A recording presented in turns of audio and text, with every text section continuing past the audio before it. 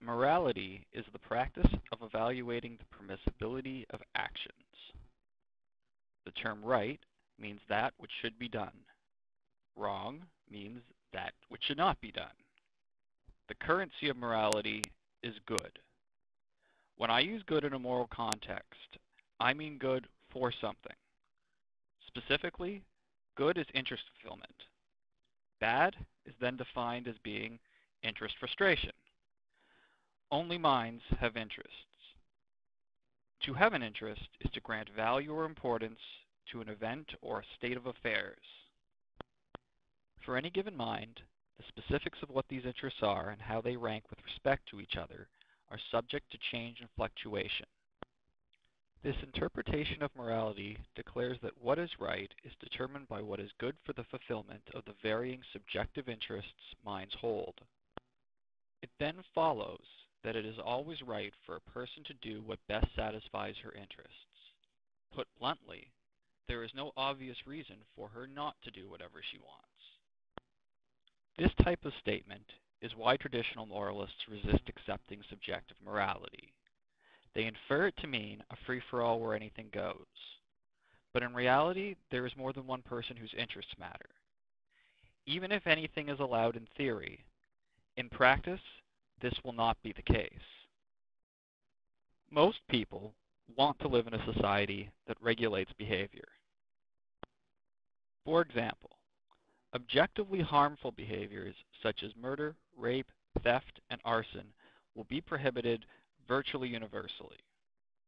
In addition to the formal justice system, there is also informal social pressure to conform to customs. A discussion regarding the mechanics and effectiveness of these methods could be interesting. But for now, what is important to note is just that we do influence and regulate behavior. Accepting subjective morality neither affects our motivations for doing so, nor does it add special difficult hurdles to clear in order to justify doing so. Although I view these societal checks as important, I do not agree with the Hobbesian outlook that people are fundamentally cruel and selfish. I don't think the anxiety people feel with regard to subjective morality is rational. Morality happens to be subjective. I don't see why more people noticing this would bring about the dramatic negative effects sometimes predicted by traditional moralists. Within my conception of morality, a god is simply another being with interests. That a god is superpowerful, mankind's benefactor, or even the creator of the universe has no bearing on his interest's subjective status. A god's opinions are relevant to human decisions insofar as that being is willing and able to help or harm our interests. So in principle, gods change nothing. But in practice, a sufficiently powerful deity has the capacity to turn the whole thing on its head. First, we need to establish what kind of God we're talking about. Let's conceive of God as the creator of the universe, the most powerful being in existence, and absolutely free. The third point is the key one, and I can't see any reason to balk at it. I see it as necessarily following from the first two. Nothing can hold God to account. There can be no higher authority.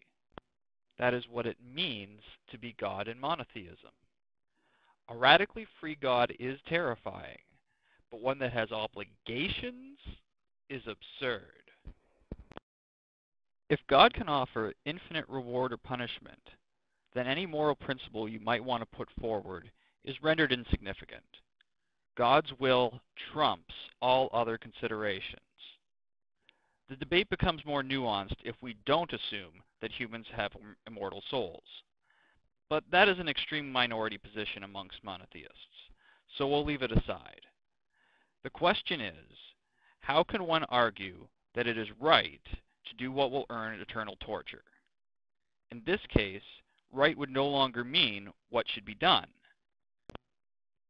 Principle loses when the stakes are eternal bliss versus eternal suffering.